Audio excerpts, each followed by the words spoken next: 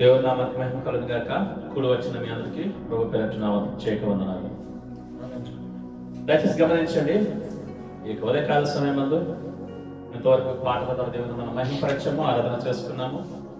అందుకు దేవునికి వందనాలు, కృతజ్ఞతలు. కాబట్టి మన జీవితంలో మనము ప్రతి ఆదివారం కానీ, శుక్రవారం కానీ, మంగళవారం కానీ, మన సంఘం వరకు కనీసం మన సంఘం వరకు అన్న ఏం చేయాలా? ప్రార్థన ఉన్నప్పుడు ప్రార్థనకు రావాలి. అది దేవునికి మనం ఇచ్చేటువంటి అత్యంత విలువ. దేవునికి లోబడుతున్నామంటే అదే సూచన. మనం దేవునికి లోబడుతున్నాము, మనం విశ్వాసము, మనం క్రైస్తవులు మనం ఎలా చెప్పుకుంటాము? దేవుని సన్నిధికి వచ్చి ప్రార్థనకు వచ్చి ఆయన ప్రార్థించడం, ఆయన సహవాసం చేయడం, దేవుని వాక్యాన్ని ధ్యానించడం, ఆ రీతిగా జీవిస్తే ఇదే కదా మనం లోకానికి సమాజాన్ని చూపించేది. క్రైస్తవ బిడ్డలు మనం చెప్పుకుని కదా ఈ రీతిగానే. కాబట్టి ప్రభు సన్నిధికి మనం రావాలి. ఇది మొదటిగా మనం చేయవలసిన పని, మన బాధ్యత. పిల్లలు గమనించండి, ఎవరు కూడా నిర్లక్ష్యంగా ఉండొద్దు ప్రార్థన విషయంలో. ప్రభు మనకు అప్పగించిన బాధ్యత మనం సక్రమంగా నిర్వహించగలగాలి. మన కోసం వస్తున్నాం, ఏదో దేవుని కోసం రావట్లేదు. మనం చర్చికి ఎందుకు వస్తున్నాం? దేవుని ఉద్ధరించడం కోసం మనం రావటం లేదు. మన బాగు నిమిత్తం, మనము నరకం తప్పించబడటానికి, మన ఆత్మీయ జీవితం బలపరచబడటానికి, ఎదురవుతున్న శోధన నుంచి మనము తప్పించుకోవడానికి, జయం పొందుకోవడానికి. ఇవన్నీ కావాలంటే ఎలాగా? ఇంట్లో కొంచెం జరుగుతాయా? కాదు కదా. దేవుని సన్నిధికి రావాలి, దేవుని మందిరికి రావాలి, ప్రభుత్వ సహవాసం చేయాలి. మన సంఘంలో ప్రతి ఆదివారం, మంగళవారం, శుక్రవారం 3 రోజులు కంపల్సరీగా మనం రావాల్సిందే. వీళ్ళని గమనించండి. ఆ రీతిగా రాకపోతే రాని వాళ్ళకి ఇబ్బంది. దయచేసి గమనించండి, ఎవరు కూడా మానేయద్దు. కొద్ది నిమిషాలు మన దేవుని వాక్యాన్ని ధ్యానం చేసుకుందాం. చూడండి, అపోస్తల కార్యములు కొత్త నిబంధన నుంచి అపోస్తల కార్యముల గ్రంథము 16వ అధ్యాయం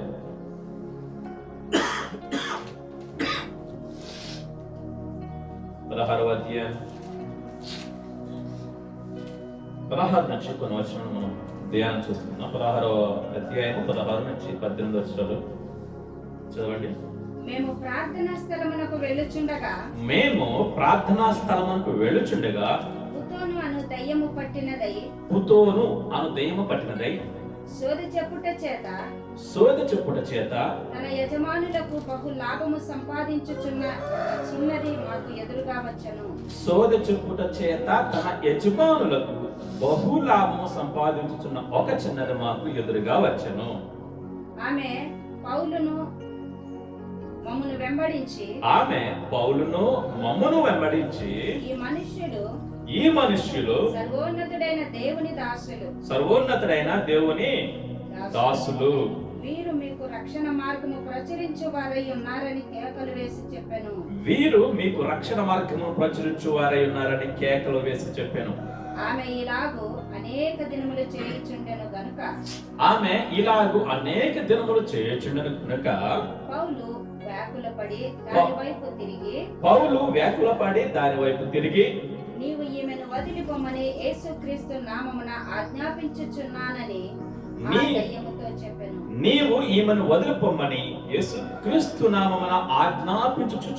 చెప్పి ఆ దయ్యముతో చెప్పెను. వెంటనే అది ఆమెను వదిలిపోయెను. చదవబడిన లేఖన భాగము ద్వారా దేవుడు మనల్ని బలపరిచి స్థిరపరిచి నడిపించును గాక. ఆమేన్. పరిశుద్ధుడా, ప్రేమగల తండ్రి, మీకు వందనాలు. ఈ సమయంలో చదవబడిన లేఖన భాగము ద్వారా అయ్యా మమ్మల్ని బలపరచండి, మాతో మాట్లాడండి, మా ఆత్మీయ జీవితాన్ని, విశ్వాసములను తండ్రి స్థిరపరచమని ఇక్కడ వరకు నమ్మకంగా మమ్మల్ని నడిపించండి. నిలబడుతున్నాను కూడా జ్ఞాపకం చేసుకోండి. బట్టివాడని జ్ఞానం లేనివాడు. నా మాటలు, నా తలంపులు, నా ఉద్దేశాలు కాకుండా మీ మాటలు, మీ తలంపులు, మీ ఉద్దేశాలు నాకు అనుగ్రహించి ప్రభా పిలిచిన ప్రతి ఒక్కరిని మీరు దర్శించమని ప్రార్థిస్తున్నాను. నోట మీ వాక్యం ఉంచండి. నీ నోరు తెరమని ఎంత అనుభవం నింపుతారని చెప్పిన దేవా, మీ సహాయం అర్థిస్తున్నాం తండ్రి. వచ్చిన ప్రతి ఒక్కరిని బట్టి మీ పనులు ఎంతమంది ఈ యొక్క మైక్ ద్వారా వింటున్నారు వారిని కూడా మీరు దర్శించమని యేసునామమున అడిగి ప్రార్థిస్తున్నాము తండ్రి. ఆమేన్. ప్రియులారా గమనించండి, ఇది మనందరికి తెలిసినటువంటి వాక్య భాగమే, చాలాసార్లు విన్నాం. మరొకసారి మనం ధ్యానం చేసుకుందాం. ఈ యొక్క ఉదయకాల సమయం మీద దేవుడు మనకు ఏమి నేర్పించినాడు, మనకేమి ఇంకా ఆత్మ విషయాలు తెలియపరుస్తున్నాడో మనం అర్థం చేసుకొని జాగ్రత్తగా విని ఆ రీతిగా మన జీవితానికి అన్వయించుకొని ఆత్మీయంగా బలపడాలి. ఎదురవుతున్న పరిస్థితుల నుంచి, ఎదురవుతున్న శోధనల నుంచి, ఎదురవుతున్నటువంటి శత్రు భయాల నుంచి మనం ఏం చేయాలా? జయాన్ని పొందుకోవాలి. అందుకే ప్రతిరోజు వాక్యాన్ని మనం ధ్యానించాలి, ప్రతిరోజు ప్రభుత్వం సహవాసం చేయాలి, ప్రార్థించే వారముగా ఉండాలి. ఇక్కడ మనం చూస్తే మేము ప్రార్థనా స్థలమునకు వెళుతున్నప్పుడు ఈ గ్రంథాన్ని రచించింది లూకా భక్తుడు. ఎవరు? లూకా భక్తుడు ఈ గ్రంథాన్ని రచించాడు. పౌలుతో అనేక పర్యాయాలు ఆయన సువార్తకు వెళుతూ ఉన్నాడు. ఎవరు? లూకా. పౌలుతో ఇంకా చాలా మంది ఉన్నారు శిష్యులు. వారందరూ కూడా పౌలు సువార్త దండయాత్రలు పాల్గొని అనేక ప్రాంతాలకు పరిచర్యను విస్తరింపచేస్తూ స్వార్థను ప్రకటిస్తూ అనేక పట్టణాలు, అనేక గ్రామాలు, ప్రపంచం నలుమూల వారు తిరిగారు. ఆనాడు క్రీస్తు శతాబ్దంలో ప్రపంచం 3 ఖండాలుగా ఉందన్నమాట. ఆసియా, ఆఫ్రికా, ఐరోపా, ఈ 3 ప్రపంచంగా ఆనాడు ఉన్నాయి. కనుక ఈ 3 ఖండాల్లో అత్యధికంగా అనేక ప్రాంతాలు, అనేక దేశాలు పౌలు సువార్తను ప్రకటిస్తూ వచ్చాడు. ఆనాడే ప్రపంచం మొత్తానికి సువార్త ప్రకటించబడింది. చాలా వరకు మన ఇండియాకి కూడా వచ్చింది తోమ ద్వారా. అరీతిగా పౌలు గారు తన శిష్యులతో, తన బృందంతో మరి ఈ ప్రాంతానికి రావడం జరిగింది. ఏంటి ఆ ప్రాంతం అంటే లుస్త్రా అనే పట్టణానికి మరి ఆయన రావడం జరిగింది. ఆ లుస్త్రా అనే పట్టణంలో ఎవరున్నారు? ఒక భక్తి గల స్త్రీ ఉంది కదా పైన, లూదియా అనే వ్యక్తి. సో అక్కడ లుస్త్రాలో కొన్ని దినాలు ఉన్నాడు. ఎవరు? పౌలు గారు, తన బృందం. ఒకరోజు వారు ప్రార్థన స్థానానికి వెళుతూ ఉన్నారు. ప్రార్థించడానికి, ప్రభువుని ప్రార్థించడానికి వెళుతూ ఉన్నప్పుడు పుతోను దెయ్యం పట్టినటువంటి ఒక స్త్రీ, పుతోను అని పేరు గల ఒక దెయ్యం పట్టిన ఒక స్త్రీ వీరికి ఎదురుగా వచ్చింది. ఆమె ఎదురుగా వచ్చింది. వచ్చి ఏమంటుందంట? ఆమె తన యొక్క సోది చెప్పడం ద్వారా తన యజమానులకు బహు లాభాన్ని సంపాదించి పెడుతుంది ఆ దెయ్యం పట్టిన స్త్రీ.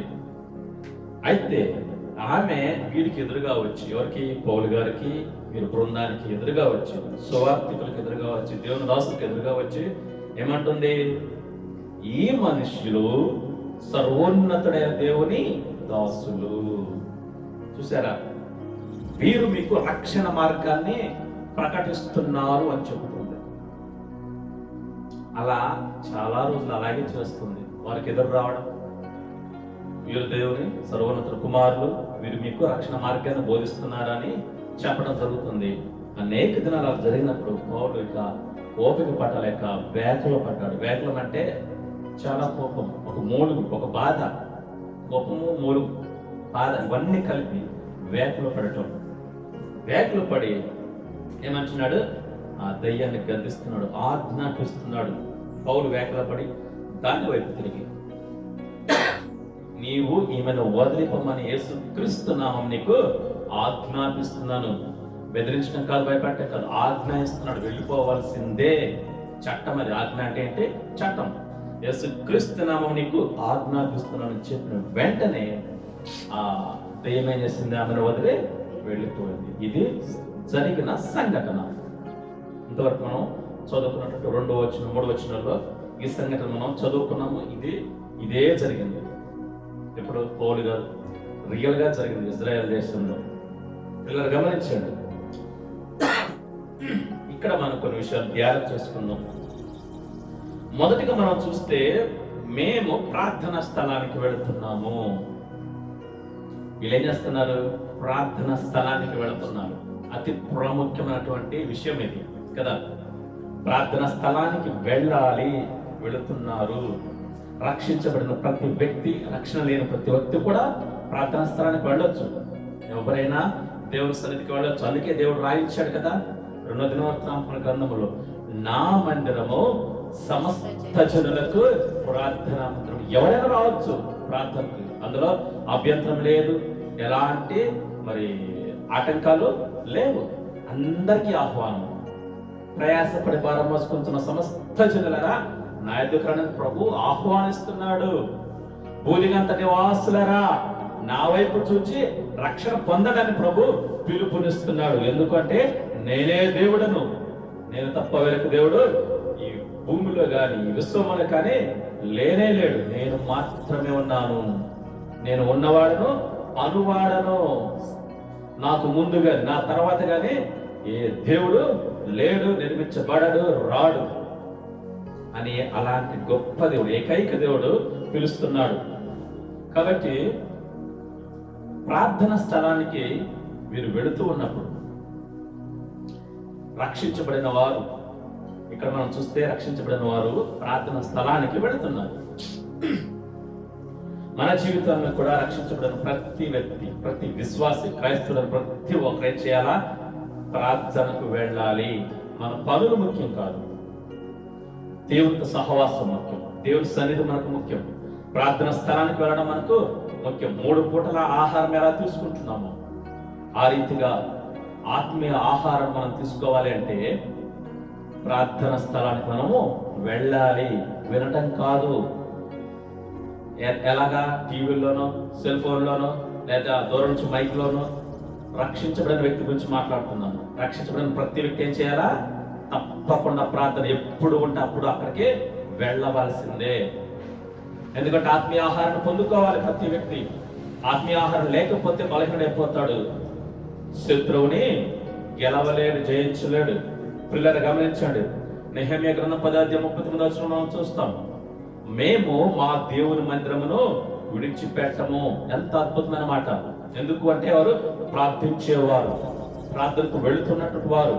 మీరు చూడొచ్చు కావాలంటే నెహెమ్యా గ్రంథం 10:39 మేము మా దేవుని మందిరమును మేము విడిచిపెట్టము. కాబట్టి వారు గొప్ప జయాన్ని పొందుకోగలిగారు. ప్రార్థించేవారు కాబట్టి, ప్రార్థన స్థానానికి వెళ్ళేవారు కాబట్టి గొప్ప జయాన్ని పొందుకున్నారు. ఏంటి ఆ జయం అంటే 50 రోజుల్లో ఆ ప్రహరిని కట్టగలిగారు. యెరూషలేము ప్రహరిని కట్టగలిగారు. సిటీ అంత పెద్ద ప్రహరిని వారు నిర్మించగలిగారు. ఒక చేత్తో ఆయుధం, ఒక చేత్తో పని. అంత భయంకరమైన స్థితిలో ఉన్నప్పటికీ, శత్రువులు పొంచి ఉన్నప్పటికీ, విరోధులు పొంచి ఉన్నప్పటికీ వారి మీద పడడానికి ప్రార్థిస్తూ, ప్రార్థన చేస్తూ వారు ఏం చేయగలిగారు? ఆ ప్రహరిని కట్టగలిగారు. దేవుని పనిని పూర్తి చేయగలిగారు కేవలం 50 రోజుల్లోనే. అద్భుతమైనటువంటి సామర్థ్యం అది, అద్భుతమైన గొప్ప విజయం అది. పిల్లలు గమనించండి.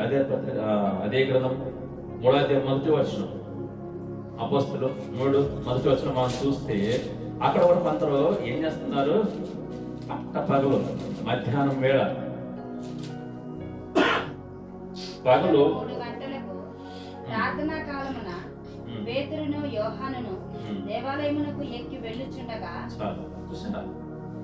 ప్రార్థనకు ఎప్పుడు? పగలు 3 గంటలకు. సాధారణంగా ప్రార్థన ఎప్పుడు పెట్టుకుంటారు? ఆదివారం కాకపోతే ఎప్పుడైనా సాధారణంగా ఉదయం పూట పెట్టుకుంటారు. కానీ ఇక్కడ ఏమంటున్నాడు? ప్రార్థనకు 3 గంటల వేళ. అంటే ప్రార్థనకు వెళ్ళడానికి సమయం అంటూ లేదు. మన గత వారం చూసుకున్నాం. ఉదయం చేయొచ్చు, తెల్లవారుజాము చేయొచ్చు, మధ్యాహ్నం చేయొచ్చు, సాయంత్రం చేయొచ్చు, రాత్రి చేయొచ్చు, అర్ధరాత్రి కూడా చేయొచ్చు.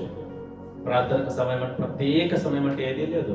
ఇక్కడ మనం చూస్తే పేతురు, యోహానులు ఏం చేస్తున్నారు? పగలు ఇంచుమించు 3 గంటల సమయంలో దేవుని మందిరానికి ప్రార్థనకు వెళుతుంటున్నారు. ఆ రీతిగా దేవుని మందిరానికి మనం వెళ్ళేవారిగా ఉండాలి.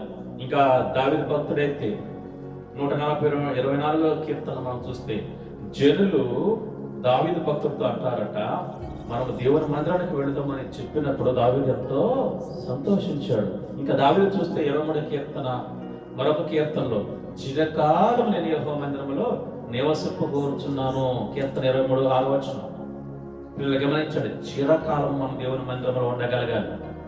అలాంటి స్థితిలోకి మనం రావాలి, అలాంటి అనుభవంలోకి రావాలి. ఎందుకు అంటే శక్తిని పొందుకుంటాము, దేవుని ప్రసన్నతను పొందుకుంటాము, దేవుని యొక్క దృష్టి మన మీద ఉంటుంది, దేవుని యొక్క సన్నిధి వెలుగు మన మీద ప్రకాశిస్తుంది. ఇవన్నీ లేకపోతే దుష్టుడు మనల్ని ఏం చేస్తాడు? జయిస్తాడు, పడగొడతాడు, నిత్య నరకానికి లాక్కెళ్ళిపోతాడు వాడితో పాటు. లోకంలో అనేకమైన వింత వింత శోధనలు మనకు ఎదురవుతూ ఉంటాయి ప్రతిరోజు. వాటి నుంచి జయించాలంటే ఏం చేయాలా? ప్రార్థన. కాబట్టి పిల్లలు గమనించండి, అదే రీతిగా మొదటి అధ్యాయం 12 నుంచి 14 వచనం మనం చూస్తే, అపోస్తల కార్యం మొదటి అధ్యాయం 12 నుంచి 14 వరకు చూస్తే, అక్కడ కొంతమంది ఏం చేస్తున్నారు అంటే ప్రార్థనకు కూడుకున్నారు. 120 మంది ప్రార్థనకు కూడుకున్నారు. చివరి వచనం మనం చూస్తాం, వారు ఎలా ఉన్నారంట? ఎడతెగక ఏక మనసు కలవారై ప్రార్థిస్తుంటున్నారు. మనం కూడా ఏక మనసు, ఎడతెగకుండా, ఏం చేయకుండా, ఎడతెగకుండా అంటే అర్థం ఏంటి? ఎడబాటు లేకుండా, మధ్యలో గ్యాప్ అనేది లేకుండా. ఈ ఆదివారం మానేసి మరొక ఆదివారం వచ్చి, ఆ ఆదివారం మానేసి మరొక ఆదివారం, ఇది కాదు. కంటిన్యూగా ప్రతి ఆదివారం రావడం, కంటిన్యూగా ప్రతి మంగళవారం రావడం, కంటిన్యూగా ప్రతి శుక్రవారం రావడం, ఎప్పుడు ప్రార్థన ఉంటే అప్పుడు రావడం. ఇది ఎడతెగక అంటే. గ్యాప్లు ఇస్తూ వచ్చేదాన్ని ఎడతెగక అనరు. వీళ్ళు గమనించండి, బైబిల్ గ్రంథమే మన కాదా? ఈ బైబిల్ గ్రంథాన్ని బట్టి మనం ముందుకు నడవాలి. ఈ బైబిల్ గ్రంథాన్ని బట్టి మనం ముందుకు అడుగులు వేయాలి. ఇక్కడ వీరేం చేస్తారంట? ఎడతెగకుండా ఏక మనసుతో ప్రార్థిస్తున్నారు లేదా? 120 మంది ఆచరణ మనం చూస్తే కనబడుతుంది. అప్పుడు పేతురు నిల్చొని ప్రసంగం చేస్తున్నాడు. ప్రసంగం చేసిన తర్వాత మరలా ప్రార్థిస్తున్నారు. అప్పుడు ఏం జరిగింది? పెంతెకొస్తు దినాన గొప్ప అద్భుతం జరిగింది. 8వ వచనం మనం చూస్తే, అయినను మీరు శక్తి పొందేదారు, పరిశుద్ధాత్మ శక్తిని మీరు పొందుకుంటారు. మీరు ప్రార్థిస్తూ ఉన్నారు, వారు ఏం చేశారు? శక్తిని పొందుకున్నారు. ఆ పరిశుద్ధాత్మ వారందరి మీదకి దిగి వచ్చింది. అన్య భాషలు మాట్లాడారు. అన్య భాషలు అంటే అర్థం కాని భాషలు కాదు, మన సమాజంలో ఉన్న భాషలు. హిందీ కావచ్చు, ఇంగ్లీష్ కావచ్చు, కోయ భాష కావచ్చు, లంబడ భాష కావచ్చు, ఏదైనా ఇలాంటి మనుషులు మాట్లాడే భాషలే వాళ్ళు మాట్లాడగలిగారు. అక్కడ మనకు కనపడుతుంది కింద వచ్చిన వాళ్ళు.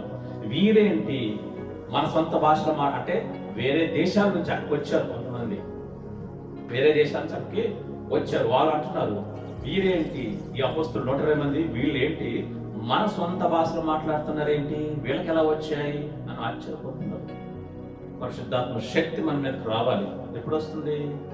ఎడతెగక ఆయన సన్నిధానానికి వచ్చినప్పుడు, ఎడతెగక ఏక మనసు కలిగి ప్రార్థన చేస్తున్నప్పుడు, ఎడతెగక ప్రభుత్వ సహవాసం చేస్తున్నప్పుడు ఆ శక్తి నువ్వు పొందుకోగలుగుతావు. లేదంటే శక్తిహీనుడిగా ఉంటావు, పేరుకి క్రైస్తవుడిగా ఉంటావు, బలం లేని వాడుగా ఉంటావు, పైన అందంగా కనపడతావు కానీ లోపల శక్తి ఏమాత్రం ఉండదు. సున్నం కొట్టిన సమాధుల్లా ఉండదు. దేవుడు అందుకే గద్దించాడు కదా, సున్నం కొట్టిన గోడ చాలా జాగ్రత్త. ఎవరిని? మనుషులే గద్దించాడు, ఎవరిని కాదు. సున్నం కొట్టిన గోడల్లో మీరు ఉండొద్దు, దేవుడు తీర్పు దినాన లెక్క చూడబోతున్నాడు. కాబట్టి పిల్లలు గమనించండి, ప్రార్థనకు మనం వెళితేనే ఆత్మశక్తిని పొందుకోగలుగుతాము. ఎదురవుతున్న ప్రతి పరిస్థితిని మనం జయించగలుగుతాము. ఎదురవుతున్న ప్రతి పరిస్థితిని దేవుడు మన ప్రార్థన ద్వారా మారుస్తాడు. ఎదురవుతున్న ప్రతి శోధన కావచ్చు, ప్రతి యొక్క అపవాది తంత్రాలు కావచ్చు, మనం ఏం చేస్తాం? వాటిని జయించగలుగుతాము. ప్రార్థనకు వెళ్ళాలి, ప్రార్థన చేయాలి, ప్రభుత్వ సహవాసం చేయాలి. తర్వాత మనం చూస్తే వారు ప్రార్థనకు వెళ్ళుతున్నారు కాబట్టి, ప్రార్థిస్తున్నారు కాబట్టి అటువంటి గొప్ప శక్తిని వారు పొందుకోగలిగారు. అది ఎలా మనకు కనబడుతుందంటే ఇక్కడ మనం చూస్తూ ఉన్నాం ఈ యొక్క సంఘటనలో. ఆడవాళ్ళు ప్రార్థనకు వెళుతున్నప్పుడు పుతోను అనే దెయ్యం పేరు పుతోను. దెయ్యం పట్టిన ఒక స్త్రీ వారికి ఎదురుగా వచ్చింది. ఎవరికి ఎదురుగా వచ్చింది? ప్రార్థించే ప్రార్థన పరులకు ఎదురుగా వచ్చింది. రక్షణ పొందుకున్న వారికి ఎదురుగా వచ్చింది. మన జీవితాల్లో కూడా రక్షణ పొందుకున్న వారికి ఇదే జరుగుతుంది. ఏం జరుగుతుంది? నేను రక్షించబడ్డాను, బాప్తిసం తీసుకున్నాను, చర్చికి వెళ్తున్నాను అనగానే సరిపోదు.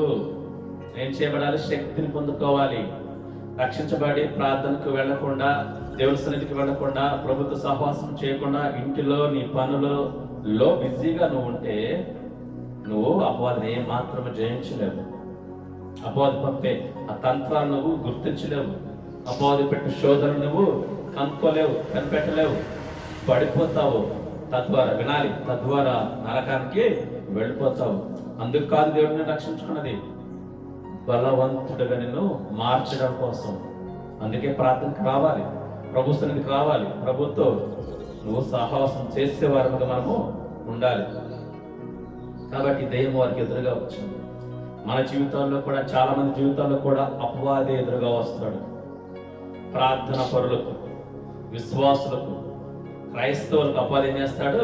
ఎదురుగా వస్తాడు. ఎందుకు అంటే ఆ రక్షణ మార్గం నుంచి తప్పించడానికి, పరలోకం నుంచి తప్పించడానికి, నిత్య నరకానికి తనతో పాటు తీసుకెళ్ళడానికి వచ్చి అనేక శ్రమలు కలిగిస్తాడు, అనేక ఇబ్బందులు పెడతాడు, అనేకమైనటువంటి మరి సమస్యలను తీసుకువస్తాడు. అది మనం గ్రహించగలగాలి. అప్పుడు మనం గ్రహించగలిగినట్లయితే ఏం చేస్తాం? ప్రభు దగ్గరకు, ప్రభు సన్నిధానానికి, ప్రార్థన మందిరానికి మనం పరుగున వెళతాం. ఎందుకంటే బలవంతుడని దేవుని శక్తి కోసం ఆయన మాత్రమే మనకు సహాయం చేయడానికి దిక్కు. దేవుడు మాత్రమే మనకు సహాయం చేస్తాడు. అపవాదిని మనం ఎదిరించలేము, ఓకే ఒప్పుకుంటా, కానీ అంతకంటే గొప్ప బలవంతుడు మనకున్నాడు, నీకున్నాడు. ఆయన దగ్గరకు వచ్చినట్లయితే కనీసం నేను తాకడం కాదు కదా, కనీసం నీ దరిదాపులు కూడా అపవాది రాలేదు. వీళ్ళని గమనించండి, అపవాది గెలిచే శక్తిని మనం పొందుకోవాలి. కాబట్టి ఆ శక్తి ఎలా వస్తుందంటే మీరు వేచి ప్రార్థించండి. 1:8 అపొస్తలులను చూస్తాం కదా, మీరు పరిశుద్ధాత్మ శక్తిని మీరు పొందుకోవాలి. యాకోబు పత్రిక 4:11-16 మనం చూస్తే అక్కడ కూడా ఒక అద్భుతమైన మాట మనకు తెలియపరుస్తూ ఉన్నాడు. యాకోబు పత్రిక 4:13-16 మనం చూస్తే, నేడైనను రేపైనను ఒకానొక పట్టణమునకు వెళ్ళి అక్కడ 1 సంవత్సరం ఉండే వ్యాపారము చేసి లాభము సంపాదించు రండని చెప్పుకొని వారలారా, రేపేమి సంభవించినో మీకు తెలియదు. మీ జీవం ఏపాటిది? మీరు కొంతసేపు కనబడి అంతలో మాయమైపోవు ఆవిరి వంటి వారే. కనుక ప్రభు చిత్తమైతే మనము బ్రతికి ఉండి ఇది అది చేతమని చెప్పుకొనవలెను. చాలు చూసిరా, ఇక్కడ మనం చూసినట్లయితే ఈ దెయ్యం పట్టిన అపవాది పట్టినటువంటి స్త్రీ ఏం చేస్తుందంట? తన యజమానులకు బహులాభాన్ని సంపాదించి పెడుతుంది. బహులాభం సంపాదించి పెడుతుంది. ఎంతంట? చాలా లాభం సంపాదించి పెడుతుంది. ఎలాగా? సోది చెప్పడం ద్వారా అపవాది సంపాదించి పెడుతుంది. చాలా మందికి కూడా నేను అనుకుంటారు, నేను చేస్తున్న బిజినెస్ కావచ్చు, నేను చేస్తున్న ఉద్యోగం కావచ్చు, నేను చేస్తున్న వ్యవసాయం కావచ్చు, నేను చేస్తున్న వ్యాపారం, ఏ పనైనా సరే నాకు సంతోషంగా చాలా ఆదాయం వస్తుంది, చాలా లాభం వస్తుంది, కనుక నాకు ఏ ఇబ్బంది లేదు, నాకు ఏ చింత లేదు, నాకు దేవుడు అక్కర్లేదు అనుకుంటారు చాలా మంది. ఎందుకంటే డబ్బే ప్రధానంగా జీవిస్తూ ఉంటారు ఈ లోకంలో చాలా మంది. అది తప్పు. అపవాది ఏం చేస్తాడు? మోసం చేయడానికి బహు లాభాన్ని సంపాదించి పెడుతూ ఉంటాడు, అడ్డదారులు సంపాదించి పెడుతూ ఉంటాడు. అది అనుకుంటారు, ఎందుకంటే వాటిని మోసం చేయడానికి. మనకు ఈ లోకంలో డబ్బు ప్రధానం కానే కాదు. బ్రతకడం కోసం అవసరం, ఏదో ఒక చిన్న పని చేసుకున్నా చాలు, నువ్వు బ్రతకడానికి సరిపోతుంది. కానీ అత్యాశకు పోయి అడ్డదారిలో నువ్వు సంపాదించాలని ఆశపడితే నష్టపోతావు. పిల్లలు గమనించండి, అది ఏదైనా కావచ్చు. అయితే ఇక్కడ ఏమంటున్నాడు అంటే, నేడైనను రేపైనను ఒకానొక పట్టణంలోకి వెళ్ళి అక్కడ 1 సంవత్సరం ఉండి వ్యాపారం చేసి లాభం సంపాదించి రండని చెప్పుకునే వారులారా, రేపేమి సంభవించిందో మీకు తెలియదు. మీ జీవం ఏ పాటిది? మీరు కొంతసేపు కనపడి అంతలో మాయమైపోవు ఆవిరి వంటి వారే. కాబట్టి ప్రభు చిత్తమైతే మనం బ్రతికి ఉండి ఇది అది చేతమని చెప్పుకోవాలి. పిల్లలు గమనించండి, నీ సొంత కష్టంతోటే ఆ లాభం నేను సంపాదించాలి, నా ఉద్యోగం ద్వారానో, వ్యాపారం ద్వారానో, కూలి పని ద్వారానో, లేకపోతే వ్యవసాయం ద్వారానో నేను లాభాన్ని సంపాదించుకొని కూర్చుకొని దాచుకోవాలని అనుకోవద్దు.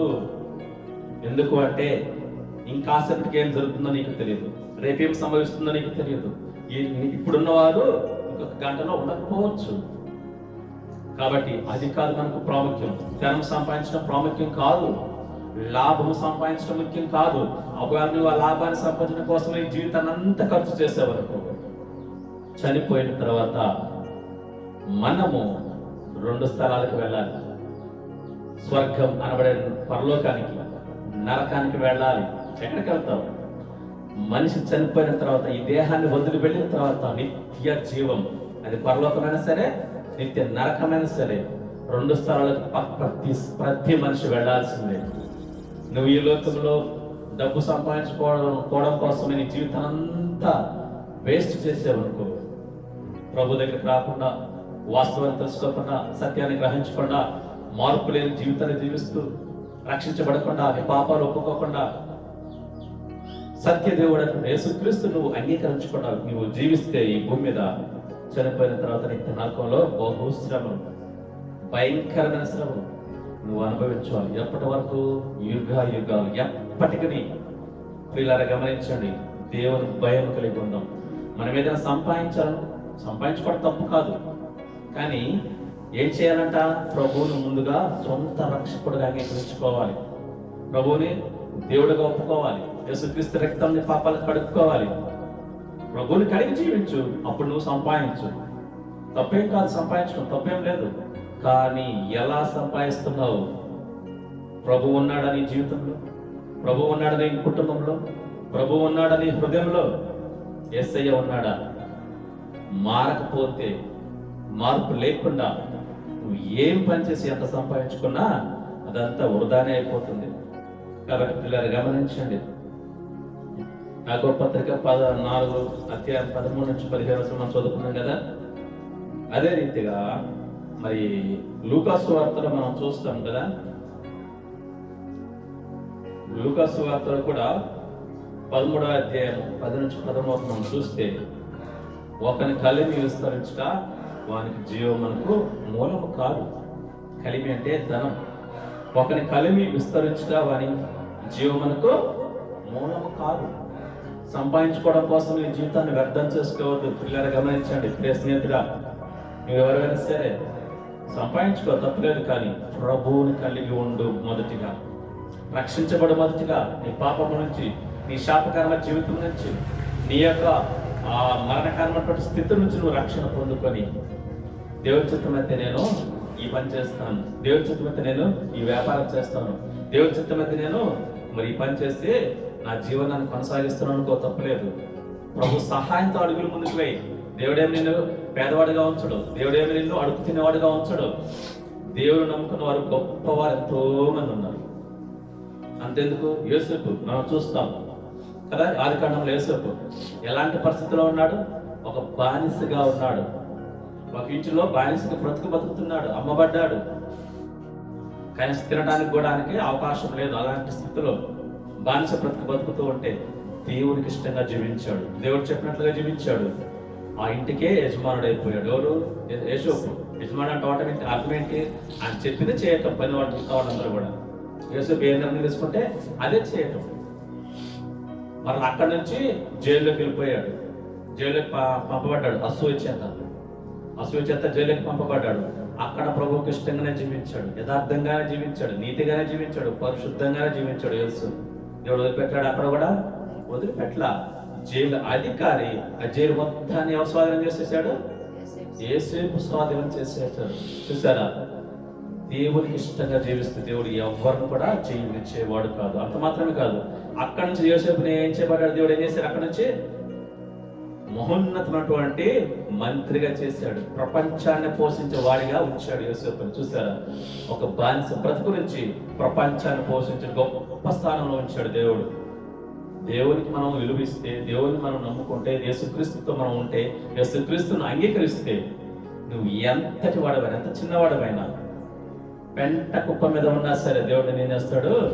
రాజులతో కూర్చుండబెడతాడు. రాజ్యాధికారాలు ఆయన చిత్తమే. రాజులను నియమించేది ఆయనే. పిల్లలు గమనించండి. దేవుడేమే చెయ్యి విడువడు. మనల్ని ఆశీర్వదించడానికే దేవుడు ఏం చేస్తాడంటే పిలుచుకున్నాడు. మనం చాలాసార్లు జ్ఞాపకం చేసుకున్నాం. మరొకసారి జ్ఞాపకం చేస్తున్నాం. 1 పేతురు 3:9 వచ్చిన, మీరు ఆశీర్వాదములకు కారకులు ఉండడానికే పిలువబడ్డారు. ఇదే యాకోబు పత్రిక మనం చూస్తే 2వ అధ్యాయంలో 5వ వచనం కూడా అద్భుతమైన మాట దేవుడు సెలవిస్తున్నాడు. నా ప్రియ సహోదరులారా, ఆలకించుడే. ఈ లోక విషయంలో దరిద్రులైన వారిని విశ్వాసమందు భాగ్యవంతులుగాను, తను ప్రేమించు వారికి తాను వాగ్దానం చేసిన రాజ్యమునకు వారసులుగాను ఉండుటకు దేవుడు ఏర్పరచుకొనలేదా? చూసారా? భాగ్యవంతులుగా ఉండడానికి దేవుడు ఏర్పాటు చేసుకున్నాడు. విశ్వాసంలో భాగ్యవంతులుగా ఉండాలి. అప్పుడు ఈ లోక భాగ్యము నీ వెంట పరిగెత్తుకుంటూ వస్తుంది. మనం ఈ లోక ఆశీర్వాదాల కోసం, ఐశ్వర్యాల కోసం, ఘనత కోసం, పేరు కోసం మనం పరిగెత్తాల్సిన అవసరమే లేదు. వాటి కోసం మనం పరిగెడితే అవి మనకి ఇంకా దూరం అయిపోతాయి. కానీ అది దేవుని పట్టుకో, దేవునితో అడుగులవి, దేవుడు చెప్పినట్టుగా పరిశుద్ధంగా జీవించు, దేవునికి విధేయత చూపించు. అప్పుడు ఇవన్నీ కూడా నీ వెంట పరిగెత్తుకొస్తాయి. అందుకే దేవుడు అన్నాడు కదా, మొదట ఆయన రాజ్యమును నీతిని వెదకండి, అప్పుడు ఇవన్నీ మీకు అనుగ్రహించబడతాయి. ఇచ్చేదెవరు? దేవుడే, యేసుక్రీస్తే. సర్వ సంపదలు ఆయనలో గుప్తమై ఉన్నవి. వీళ్ళని గమనించండి. దేవుడికి మనం ఇష్టంగా ఉంటే దేవుడు మనకు ఇవ్వడానికి సిద్ధంగా ఉన్నాడు. ఒక జరిగిన సంఘటన, ఒక రాజ్యంలో ఆల్రెడీ మరొకసారి మనం జ్ఞాపకం చేసుకున్నాం సందర్భానుసారంగా. ఒక రాజ్యంలో చక్రవర్తి ఏం చేస్తున్నాడు? ప్రజలకు కావాల్సిన వస్తువులన్నీ ఉచితంగా ఇస్తూ ఉన్నాడు. మీరు రండి, మీకు కావాల్సిన వస్తువు తీసుకొని పోండి, మీకు ఏది నచ్చితే ఒకటి మాత్రం తీసుకెళ్ళాలి. ప్రతి మనిషి ఏదైనా ఒకటే, ఏ వస్తువైనా సరే, ఎంత విలువైనా సరే మీరు తీసుకెళ్ళమని చెప్పినప్పుడు ప్రతి ఒక్కరు వస్తున్నారు. రాజదర్బార్కి, రాజకోట దగ్గర వస్తున్నారు, రాజుగారు కనపడుతున్నారు. వాళ్ళకి కావాల్సిన వస్తువు ఒకటి తీసుకుని వెళ్ళిపోతున్నారు. అందరూ తీసుకుని వెళ్ళిపోయారు. విలువైన వస్తువులు వాళ్ళకి నచ్చింది తీసుకుని వెళ్ళిపోయారు. చివరిగా ఒక పేద వ్యక్తి వచ్చాడు రాజుగారి దగ్గరకు వచ్చి. పేదవాడు రాజుగారి దగ్గరకు వచ్చి సింహాసనం ముందు నిల్చున్నాడు. రాజుగారు అంటున్నారు, అయ్యా నీకు కావాల్సిన వస్తువు తీసుకోబో, చాలా ఉన్నాయి, నీకు ఎంత విలువైందనే తీసుకెళ్ళు, ఎవ్వరూ అభ్యంతరం పెట్టమంటే అలాగే చూస్తున్నాడు. ఆ పేద వ్యక్తి అలాగే చూస్తున్నాడు. ఏంటి బాబు అలాగే చూస్తున్నాడు, తీర్చుకోపో అంటే, అయ్యా నేను అడిగింది ఇస్తారా? ఒకే వస్తువు అడుగుతాను, ఇస్తారా అంటే ఇస్తాను అంటాడు. మాట తప్పరుగా, మాట తప్పను అంటాడు. సరే అయితే నాకు మీరే కావాలయ్యా అంటాడు. ఆశ్చర్యపోతాడు చక్రవర్తి, రాజుగారు ఆశ్చర్యపోతాడు. అదేంటి, నేను వస్తువు తీసుకెళ్ళమంటే నువ్వు నన్ను కోరుకుంటున్నావా అంటే, అప్పుడు చెప్తాడు, జ్ఞానవంతుడు, తెలివైన వాడు ఆ పేద వ్యక్తి ఏమన్నాడు, ఈ వస్తువులు తీసుకుని వెళ్ళిపోతే కొద్ది రోజులు నేను వాటికి సంతోషంగా ఉంటాను, ఆ తర్వాత ఆ సంతోషం పోయింది, ఆ వస్తువు పాడైపోతుంది, లేదా ఖర్చు అయిపోతుంది. కానీ అదే మిమ్మల్ని కలిగి ఉంటే, మీరు నాతో ఉంటే అన్ని వస్తువులు అయ్యాయి కదా, అంతే కదా, అద్భుతం కదా. ఆ చక్రవర్తి ఆయనతో ఉంటే చక్రవర్తికి ఉన్న ఆస్తి సంపద మొత్తం ఆయనదే. అలాగే సర్వశక్తిమంతుడు మన తండ్రి మనతో ఉన్నప్పుడు మనకు ఏది కూడా కొదువలేదు. సర్వ సంపదలు ఆయనలో గుప్తమై ఉన్నవి కాబట్టి ఆ ప్రభు మనం కలిగి ఉన్నట్లయితే సమస్తం మనకు దేవుడు అనుగ్రహిస్తాడు. కనుక బహు లాభము, ఆత్మీయ జీవితం లాభం పొందుకోవాలి కానీ శారీరక లాభం కోసం మనం పరిగెత్తాల్సిన అవసరం లేదు. తర్వాత మనం చూస్తే ఎదురుగా వస్తున్నాడు శత్రువు, అవునా? తర్వాత ఏంటి, ఎదురుగా వస్తున్నాడు, ప్రార్థించే వారికి ఎదురుగా వస్తున్నాడు. ఇక్కడ మనం చూసాము లేదా, మేము ప్రార్థన స్థలంకి వెళుతూ ఉండగా పుత్తూరు దేవం పట్టిన ఒక స్త్రీ మాకు ఎదురుగా వచ్చును. ఏ రీతిగా అయితే మనకు ఆత్మీయ జీవితంలో దేవుని దయ వలన అనేక ఆశీర్వాదాలు కలుగుతాయో, వాటికంటే ముందు శత్రువు మనను మనకు ఎదురుగా వస్తాడు. ఎందుకంటే నేను తప్పించడానికి, రక్షణ మార్గం నుంచి నేను తప్పించడానికి నీకు అనేక శోధనలు కలిగిస్తాడు, అనేక సమస్యలు నీ మీదకి తీసుకొస్తాడు. నువ్వు చెయ్యని నేరం కూడా నీ మీద మోపుతాడు అపవాది. శత్రువు, మన శత్రువు ఎవరు? అపవాది. ఇక్కడ అపవాదే, శత్రువే వారికి ఎదురుగా వచ్చి ఏం చేస్తుంది? సమస్యను సృష్టిస్తుంది, అవునా కదా? అది సమస్య, గమనించండి, అది సమస్య. మనకు కూడా ఆత్మీయ జీవితంలో ఎందరో శత్రువులు ఉన్నారు, ఎంతో మంది మనల్ని ఎదిరించేవారు ఉన్నారు, మనకు ఎదురుగా వచ్చేవాళ్ళు ఉన్నారు. మనను వారే కలగ చేసుకొని మన దేవుళ్ళు దాన్ని ఎరికించాలని చూస్తుంటారు. కానీ భయపడవలసిన అవసరమే లేదు, అవునా? సర్వశక్తిమంతుడు తండ్రి మనకు, మన దేవుడు మనకు ఉన్నాడు కనుక ఆయన చూసుకుంటాడు, ఆయన వదిలిపెట్టేద్దాం. అందుకే రోమపత్రిక 12 మనం చూసాం కదా, నీ శత్రువులు నువ్వు ఏం చేయాలట? దేవుడికి అప్పగించాలా. నీకు శత్రువులు అంటే ఎవరు ఉండకూడదు. నీకు ఎవరైనా శత్రువులు ఉంటే వారి పని దేవుడికి అప్పగించు, వారిని చూసుకోవటం నా బాధ్యత అని దేవుడు చెప్తున్నాడు. పిల్లలు గమనించండి, అందరినీ ప్రేమించాలి, అందరితో సమాధానంగా ఉండాలి. కాబట్టి ఇక్కడ మనం చూస్తే శత్రువు వీరికి ఎదురుగా వస్తున్నాడు, ఎదురుగా వచ్చే సమస్యను సృష్టిస్తూ ఉంటున్నాడు. 1 కొరింథీ పత్రిక 16:9 మనం చూస్తే మనల్ని ఎదురించేవారు అనేకులు ఉన్నారు కదా, ఉన్నారు లేదా? ఉన్నారు. మనల్ని ఎదిరించేవారు అనేకులు. ఎవరు వారు? ఎఫెసీ పత్రిక 5వ అధ్యాయంలో మనం చూస్తాం. 6వ అధ్యాయంలో ఎవరంట వారు? ఆకాశ సైన్యమందు, ఆకాశంలో అక్కడ సైన్య సమూహం ఉంటుంది. 12వ వచనం, 6వ అధ్యాయం 12వ వచనం కింద ఈ చేతి కడ వెలుగు. ఎలయనగా చికెన్ వెల్కాడు.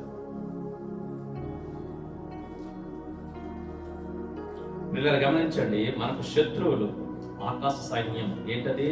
అపవాది, దురాత్మ సమూహము. వారే మన శత్రువులు. అనేకులు ఉన్నారు మనల్ని ఎదిరించేవారు. రెండవ ఆకాశంలో ఉంటున్నారు. తర్వాత వారే భూమి మీదకి వస్తూ ఉంటారు. ప్రతి వ్యక్తితో ఒక అపవాది ఉంటాడు, ఒక దెయ్యం ఉంటుంది. ప్రతి వ్యక్తితో ఒక దెయ్యం ఉంటుంది. ఇది చాలా మందికి తెలియని విషయం. ఎందుకంటే ఆత్మ మనకు కనపడదు కాబట్టి దేవుని యొక్క సూటిగా స్పష్టంగా సెలవిస్తుంది. అలాంటి వ్యక్తిని, అలాంటి శక్తిని, అలాంటి ఆత్మను మనం ఎదిరించాలి అంటే ప్రార్థన శక్తి ఒకటి మనకు అవసరం. ప్రార్థన మాత్రమే మనకు అవసరం. దేవుని శక్తి మాత్రమే మనకు అవసరం. దేవుని దూత మాత్రమే మనకు అవసరం. దేవుని కాపుదల మాత్రమే మనకు అవసరం. దేవుని సన్నిధి మనకు అవసరం.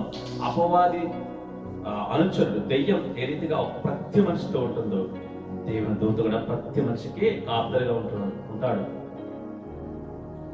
దెయ్యం ఎలా ఉంటుందో దేవుని దూత కూడా కాపుదలుగా ఉంటాయి. ఇద్దరు ఉంటారు. కాకపోతే మనకి ఇష్టం లేకుండా ఎవ్వరు కూడా జోక్యం చేసుకోరు. అపవాది అయినా సరే, దేవుని దూత అయినా సరే, దెయ్యమైనా సరే, దేవుని దూత అయినా సరే, మనకి ఇష్టం లేకుండా వారు సొంతంగా మనలను టచ్ చేయడానికి అవకాశమే లేదు. పక్కన ఉంటారు అంతే తప్ప ఏం చేయలేరు. అయితే నువ్వు అవకాశం ఇస్తే, ఎవరికి అవకాశం ఇస్తావో వాళ్ళు నీలో చొరబడతారు అనమాట. ఫర్ ఎగ్జాంపుల్, నీకు సీరియల్ చూడాలని ఆశ కలిగింది అనుకో, నువ్వు అవకాశం ఇచ్చినట్టే అక్కడ లెక్క. ఆశ కలిగింది, ఆ తర్వాత టీవీ ఆన్ చేసి చూస్తున్నావు, నువ్వు అవకాశం ఇచ్చేసి వచ్చేసాడు ఆడు. ఆ తర్వాత దాన్ని ఏం చేస్తాడు? కంటిన్యూ చేస్తూ పోతూ ఉంటాడు. దాన్ని కంటిన్యూ చేస్తూ పోతూ ఉంటాడు. అలా కాకుండా నువ్వు ప్రార్థన చేసుకోవాలని ఆలోచన నీకు వచ్చింది, మోకరించి ప్రార్థన చేస్తావు అనుకో, దేవుని దూతకు, దేవునికి నువ్వు అవకాశం ఇచ్చావు కాబట్టి అది అలా కంటిన్యూ అవుతూ ఉంటుంది. అలాగే ప్రార్థనకు రావాలని ఆశ నీళ్ళు కలిగింది అనుకో, వచ్చే వెంటనే అది కంటిన్యూ అవుతుంది. అప్పుడు నువ్వు సంరక్షణలో, ఎవరి సంరక్షణ? దేవుని సంరక్షణలో ఉంటావు. పిల్లలు గమనించండి, మనల్ని ఎదిరించేవారు అనేకులు ఉన్నారు. వారు ఎవరంటే ఆకాశ సైన్యం. ఏంటది? దురాత్మ సమూహం, అపవిత్రాత్మలు, దెయ్యాలు మనతో మన పక్కనే ఉంటాయి. ఎక్కడికి వెళ్ళినా వస్తాయి, మందిరానికి వెళ్ళినా కూడా వస్తాయి. తెలుసా మీకు ఆ విషయం? కానీ మనం అవకాశాన్ని ఇచ్చేదాన్ని బట్టి ఉంటుంది అనమాట. మనం అవకాశం ఇవ్వకపోతే అవి నేనేం చేయలేవు. దేవుడు ఎందుకంటే చాలా మర్యాదస్తుడు. దేవుడు చాలా మర్యాదస్తుడు. ఏంటో తెలుసా? ప్రతి మనిషిని తన యొక్క చేతులతో నిర్మించి ప్రతి మనిషికి స్వేచ్ఛనిచ్చాడు. కాబట్టి ఈరోజు మనిషి ఈ రీతిగా బ్రతకగలుగుతున్నాడు. అలా కాకుండా స్వేచ్ఛను తీసేసాడు అనుకో, ఒక రోబోలాగా ఉంచాడు అనుకో, ఒక రిమోట్ కార్లో ఉంచాడు అనుకో, ఏం చేయగలుగుతావు? ఏం చేయలేరు.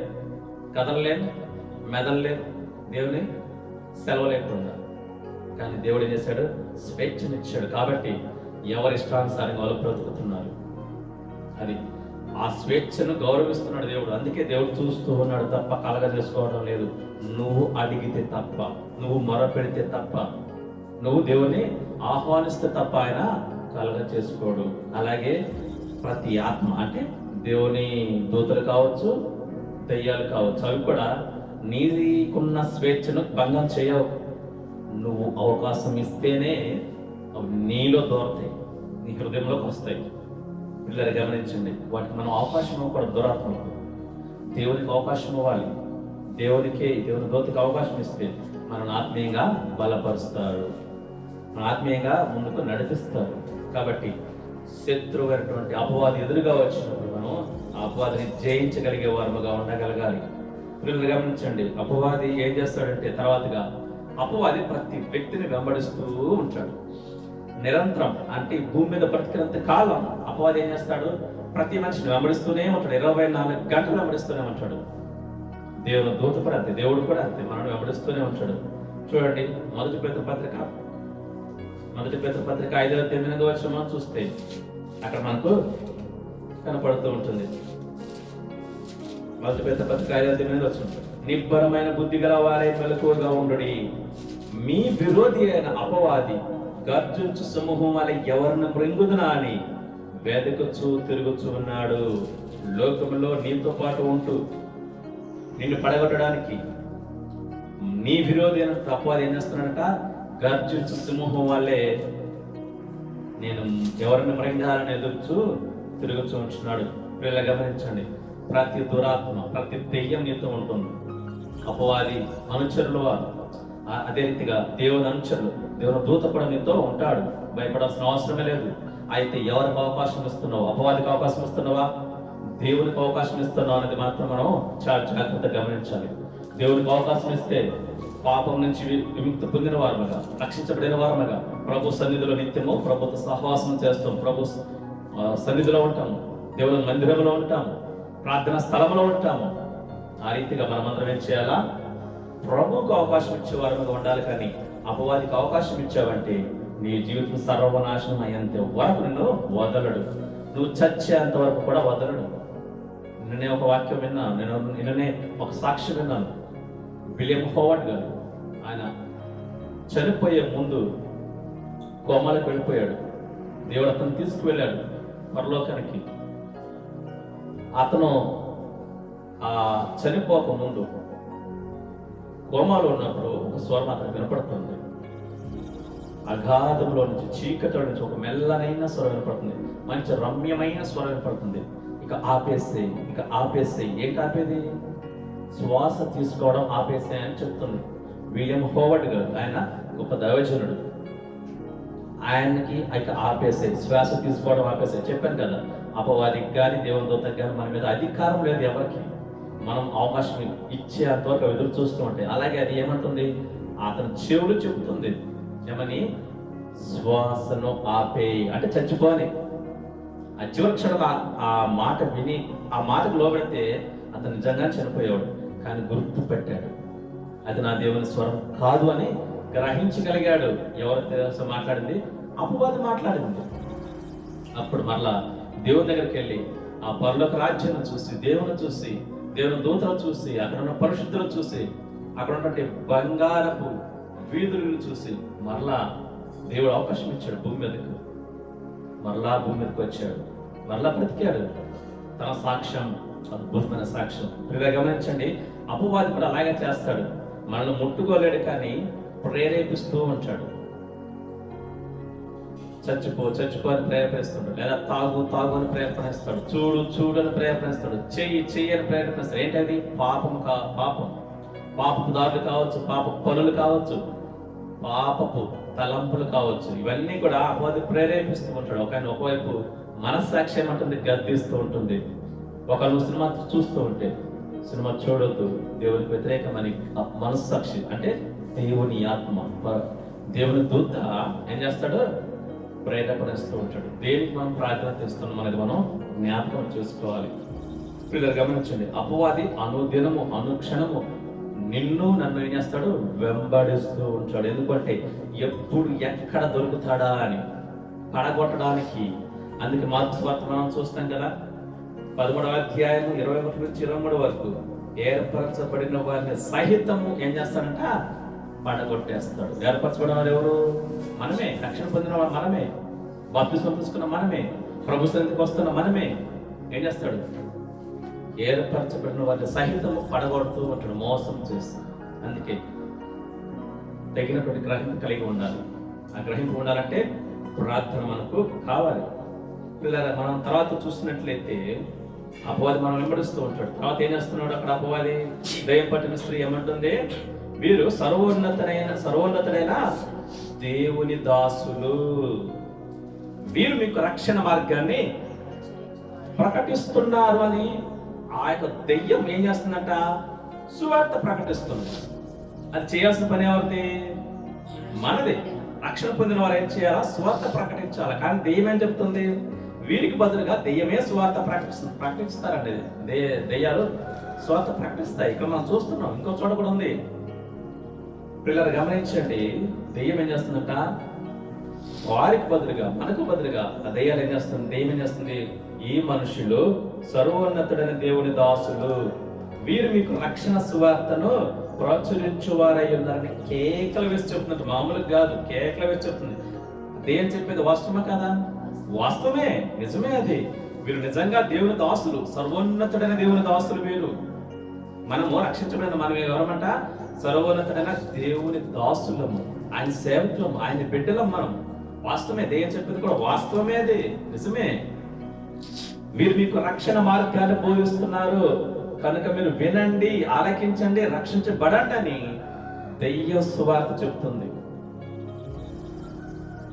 దెయ్యం చెప్పేది వాస్తవమే అయినప్పటికీ అది తన పని కాదు, అపవాది పని కాదు. అది ఎవరు చేయవలసిన పని వారే చేయాలి. ఎందుకంటే ఈనాడు కూడా చాలా మంది ఇదే స్థితిలో ఉంటున్నారు. ఏంటంటే చూడండి,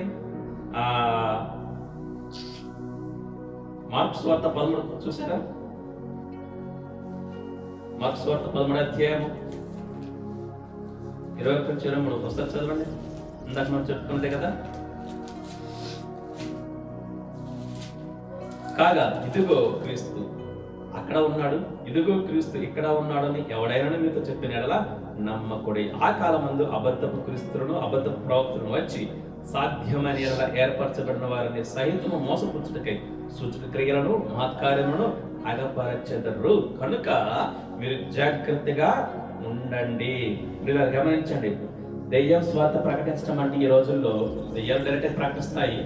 అయితే ఆత్మీయ జీవితంలో ఏంటి అంటే నామకార్థ క్రైస్తవులు, అబద్ధ బోధకులు ఉన్నారు లేదా? అబద్ధ బోధకులు ఉన్నారు. సత్యవాక్యాన్ని సరిగా వివరించుకున్న వారికి అనుకూలమైనటువంటి కల్పన కథలను ప్రకటిస్తూ ప్రజలు ఏం చేస్తున్నారు? తప్పుదారు పట్టిస్తున్నారు. వారెవరో దెయ్యం కాదా? దెయ్యం వారు లేదా? నామకార్థ క్రైస్తవులు, క్రైస్తవులను పేరు పెట్టుకొని, సేవకులను పేరు పెట్టుకొని, బిషప్లను పేరు పెట్టుకొని, మరి మేము ప్రవక్తలని పేరు పెట్టుకొని, అపోస్తలులను పేరు పెట్టుకొని ఏం చేస్తున్నారు? వారి సొంత బోధనను ప్రకటిస్తున్నారు. జోకులు, నవ్వులు, టైంపాస్ మెసేజ్లు. ఏంటి ఇదంతా? చాలా జాగ్రత్త. దేవుడు ఏనాడు కూడా జోకులు వేయలేదు. భూమి మీద ఉన్నప్పుడు ఎవరిని నవ్వించలేదు. గద్దించాడు, హెచ్చరించాడు, బుద్ధి చెప్పాడు, సరి చేసుకోమని వార్నింగ్ ఇచ్చాడు తప్ప ఎవరిని కూడా జోకులు వేసి పంపించలా. ఎందుకంటే సీరియస్ జీవితం అంటే సీరియస్ తీసుకోవాలి.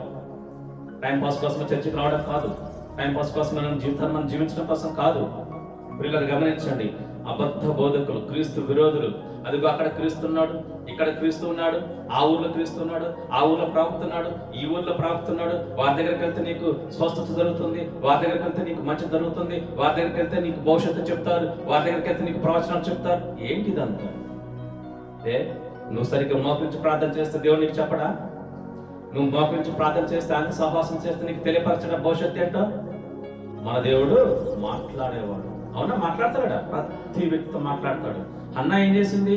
దేవుని మందిరం ఏం చేసింది? కన్నీరు కాస్తూ హృదయపూర్వకంగా తన వేదనంతా, తన బాధనంతా వెలుబుచ్చింది. ఎక్కడ?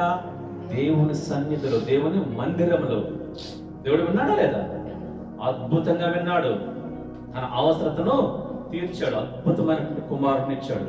సమయలు మనం చెప్పుకుంటాం, క్రైస్తవ ప్రపంచంలోనే 3 ధృవతారులు కదా. వారిలో ఒక ధృవతారు ఎవరు? సమయలు, అన్న కొడుకు. అద్భుతమైనటువంటి సేవకుడు, గొప్ప ప్రవక్త. చిన్ననాటి 12 సంవత్సరాల వయస్సులోనే దేవుడు అతను దర్శించి అతనితో డైరెక్ట్ గా మాట్లాడేటువంటి గొప్ప ప్రవక్త. పిల్లలు నేనేం చెప్పదలుచుకున్నానంటే, అక్కడికి ఇక్కడ పరుగులు అంటడం కాదు, మోకరించి ప్రభు సన్నిధిలో నువ్వు కన్నీరు కాస్తూ ప్రార్థన చేయి. దేవుడు నీ ప్రార్థన ఆలకించి నీకు సమాధానం ఇస్తాడు. ఇతరుల్లాగా మనం పరిగెట్టవలసిన అవసరమే లేదు. అబద్ధ బోధకులు ఇదే చేస్తున్నారు. స్వస్థత కూడికలు, స్వస్థత మీటింగ్స్, స్వస్థత మరి కూడికలను పెడుతున్నారు. ఆశీర్వాద కూడికలంట. ఏంటి ఆశీర్వాద స్వస్థత మనకు కావాల్సింది? ఒకరు పొందుకున్నాం, పనులకు వెళ్ళిపోతామా? ఎట్టి పరిస్థితులు వెళ్ళవండి. మరి ఎప్పుడు వెళ్తావు? అవి ముఖ్యం కాదు. పరిచర్యకు ఒక భాగం అంతే. అవి పరిచర్యకు ఒక భాగం. ఆశీర్వాదాలు, స్వస్థతలు, అద్భుతాలు ఒక పరిచర్యలో భాగమే తప్ప అదే పరిచర్య కానే కాదు. పరిచర్య ఏంటి మరి? దేవుని రాజ్యము సమీపించినది, మారు మనసు పొంది క్షమాపణ పొందుకోండి, బాప్తిసం పొందండి. ఇది సువార్త, ఇది పరిచర్య. యేసుక్రీస్తు ప్రభు అదే చెప్పాడు కదా. ఉన్నటువంటి కాలం అంతా 3,000 సంవత్సరాలు భూమి మీద జీవించాడు. తన పరిచర్య మొత్తం, తన స్వార్థ మొత్తం ఏంటది? ఇదే. పరలోకం ఉంది, నరకం ఉంది అని చెప్పాడు తప్ప ఆశీర్వాదాలు పొందండి, దీవెనలు తీసుకోండి, మరి స్వస్థతలు పొందుకోండి అంటే ఇవన్నీ చేయలేదని నా ఉద్దేశం కాదు. వీటికంటే ప్రాముఖ్యం నీ యొక్క జీవితం ప్రాముఖ్యం, మన జీవితం ప్రాముఖ్యం. పిల్లలు గమనించండి, దెయ్యాలు కూడా సువార్తను ప్రకటిస్తున్నారు. వీరే దెయ్యాలు పట్టినటువంటి అబద్ధ బోధకులు, అబద్ధపు క్రీస్తులు, తప్పుదారి పట్టిస్తున్నాడు. ఈ దినాలు మనం చూస్తూ ఉంటాం. మొన్న సంక్రాంతి పండగ రోజున ఒక సంఘం, పేరు అవసరం లేదు కానీ ఏం చేశారు, పాదులు డబ్బులు పట్టుకొని డ్యాన్సులు వేస్తూ పొంగల్ చేస్తున్నారు. అదేనా క్రిస్టియన్ పద్ధతి? అంత విచారకరం. పిల్లలు గమనించండి, లోకంతో మనం కలిసిపోకూడదు. వేరే ఆచారంలో కాను అవసరం లేదు. ఏం చేయమన్నాడు దేవుడు? పరిశుద్ధంగా జీవించమని చెప్తున్నాడు. ఆచారాలు కాదు మనకు కావాల్సింది. ప్రభువును సంతోషపరిచే జీవితం కావాలి, పరిశుద్ధంగా జీవించడం కావాలి. వీళ్ళ గమనించండి, కనుకనే దెయ్యాలు మనుష్య రూపం వేసుకొని సువార్త ప్రకటిస్తున్నారు. ప్రకటించే వారిగా బిల్డప్లు ఇస్తున్నారు చాలా మంది.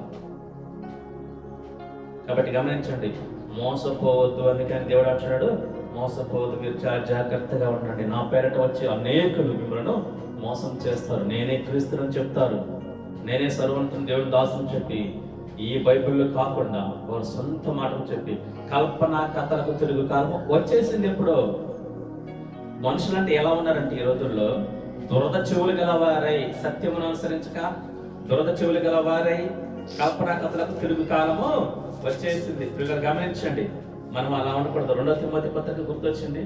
2 తిమోతి పత్రిక 4వ అధ్యాయం మనం చూసినట్లయితే 3వ వచనం, ఎందుకనగా జనులు ముందు సరే మొదటి నుంచి, దేవుని ఎదుటను సజీవులకును మృతులకును తీర్పు తీర్చు క్రీస్తు యేసు ఎదుటను.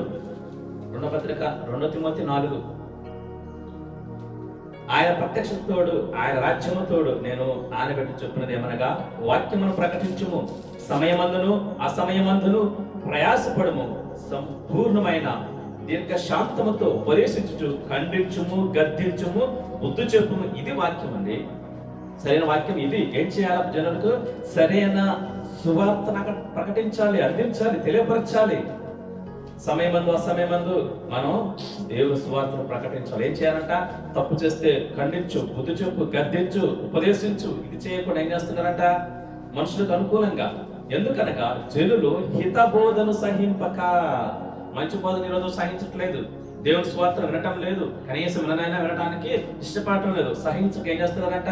ఎందుకనగా జనులు హితబోధను సహింపక దురద చెవులు గలవారై తమ స్వకీయ దురాశలకు అనుకూలమైన బోధకులను తమ కొరకు పోగు చేసుకొని సత్యమునకు చెవినియక కల్పనా కథల వైపు తిరుగు కాలము వచ్చును.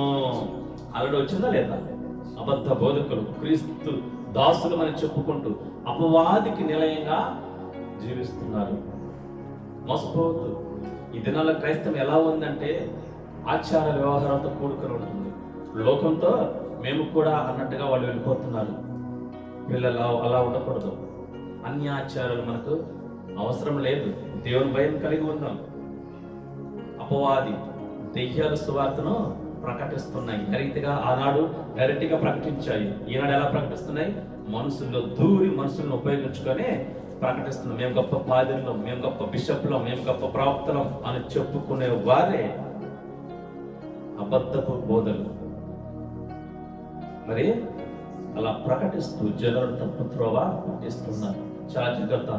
2 తీర్పు ఉంది ఇలాంటి వారికి, కఠినమైన తీర్పు ఉంది ఇలాంటి వారికి. దేవుడే విడిచిపెట్టడు. వ్యక్తిగతంగా లెక్క చెప్పాలి, కుటుంబాన్ని బట్టి లెక్క చెప్పాలి, తర్వాత సంఘాన్ని బట్టి కూడా లెక్క చెప్పాలి. 3 తీర్పులు ఉంటాయి కాపరికి, సేవకుడికి. దేవుడు విడిచిపెట్టడు. చాలా జాగ్రత్త. దేవుడు చూడటం లేదు, దేవుడు ఏం చేయటం అనుకోవద్దు, భ్రమపడద్దు. పిల్లలు గమనించండి, దెయ్యాల బోధ మనకు గుర్తుపట్టగలగాలి.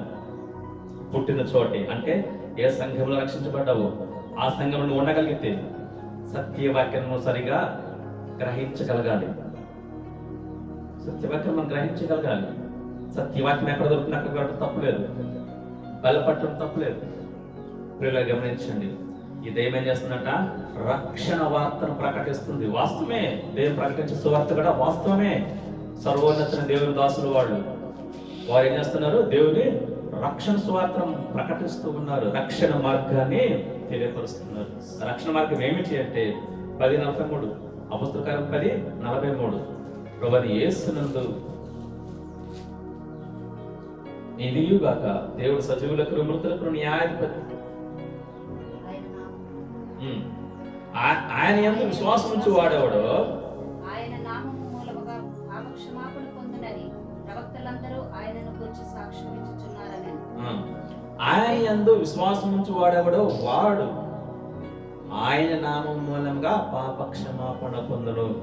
ఇది రక్షణ మార్గం వాస్తవమే. రక్షణ మార్గం ఏంటంటే ఆయన అంటే ఎవరు? యేసుక్రీస్తు.